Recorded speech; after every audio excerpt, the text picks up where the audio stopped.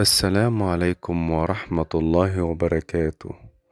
الأول هنصلي على النبي، اللهم صل وسلم وبارك على نبينا محمد وسلم تسليما كثيرا. موضوعنا اليوم عن كفارة الغيبة. ازاي؟ ايه هي الأول الغيبة؟ ان انا اتكلم على حد في غيبته ان هو مش موجود، واتكلم عليه بالسوء مش بالخير، او اذكره في غيبته بشيء يكرهه، يعني حاجة بيكرهها وانا بذكرها في غيبته للناس، يعني او بقولها للناس. طب كفارة الغيبة دي بقى، مثلا لو هو علم صاحبك بالغيبة اللي انت اغتبته، فاذهب اليه واستسمح منه، يعني قول له معلش سامحني انا غلطت في حقك. وان لم يعلم بقى فكفرته ايه، ما راحش بقى اقول له ان انا قلت عليك وعرفه، ما هو برضه مهما كان انت اخطأت في حقه ممكن ما يسامحكش انك غلطت فيه.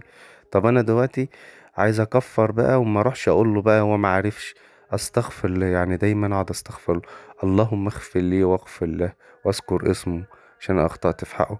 وانت تذكر ايه صفاته بقى الحميدة في المجلس، يعني لازم تذكر ايه الصفات في المجلس اللي انت كنت قاعد معاهم بقى، الذي اختبته فيه، تقول لهم بقى ده حسين ده كويس ده، تذكره بكل خير. وبكده تبقى انت كفرت عن الغيبة ان شاء الله. اللهم صل وسلم وبارك على نبينا محمد وسلم تسليما كثيرا.